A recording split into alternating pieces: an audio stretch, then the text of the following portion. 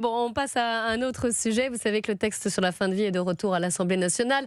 Ce texte qui a été rejeté par le Sénat, là, il arrive en deuxième lecture. Et en fait, j'allais dire, par le jeu des institutions, on revient au texte initial à l'Assemblée nationale. Donc c'est le texte d'origine qui va être étudié et examiné par les députés. Écoutez Philippe Juvin, le député Les Républicains des Hauts-de-Seine, qui a critiqué les critères entre guillemets choisis pour l'accès au droit à l'aide à mourir. Il était sur Sud Radio ce matin.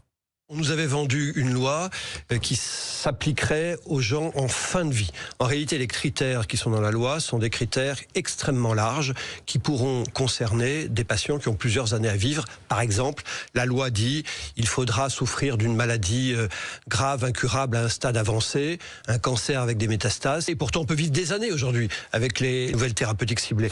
Donc, ce n'est pas une loi de fin de vie. Et puis moi, je vais vous dire une chose très simple. Je suis médecin et je veux pas quand j'entre dans une chambre en blouse blanche que le patient ait à se poser la question de la nature de ma venue.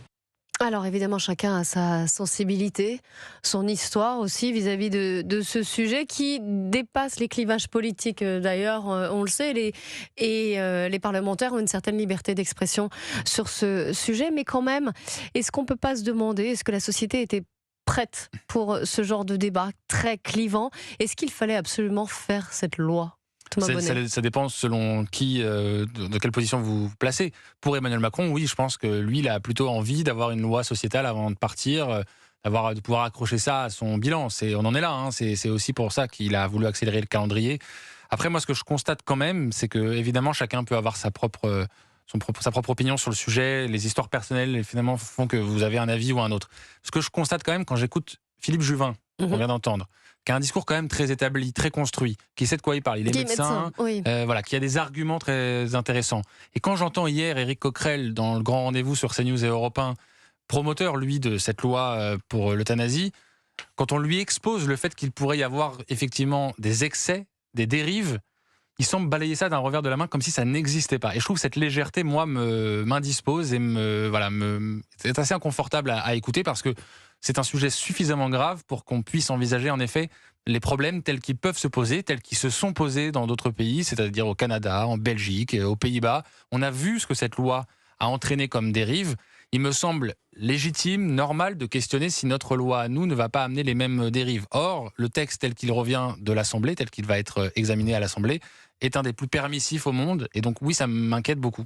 Oui, donc c'est justifié de pouvoir en débattre au moins. Yvan Riofol. Oui, je remarque en effet que l'idéologie progressiste, c'est tout de même celle-ci qui davantage que les autres défend cette euthanasie, a gagné. Et elle a gagné avec des effets pervers parce que cela va mettre effectivement les plus faibles, les plus vulnérables en état encore plus faibles et plus vulnérables à partir du moment où on leur fera comprendre qu'ils sont une charge indue pour la société. Je vous fais remarquer que ceux qui se réjouissent le plus, celles qui se réjouissent le plus effectivement de cette loi à venir, ce sont les mutuelles ou les complémentaires de santé qui effectivement voient à quel point un homme ou une femme en fin de vie coûte en effet aux mutuelles ou à la collectivité. Et donc il y a ce calcul. Ou pas, pardon, un tel cynisme quand même. Je suis désolé, mais ce cynisme existe. On est dans une société matérialiste qui compte ses sous et en même temps et dans un hôpital qui manque de lits et qui montrerait effectivement qu'il serait effectivement de bonne facture pour le malade en fin de vie que de pouvoir décaniller un peu plus rapidement s'il avait bien la gentillesse de se faire une piqûre. Moi, je vois cela comme ça. Je vois cela comme étant une loi fondamentalement inégalitaire qui va placer les plus vulnérables en position de vulnérabilité encore accentuée.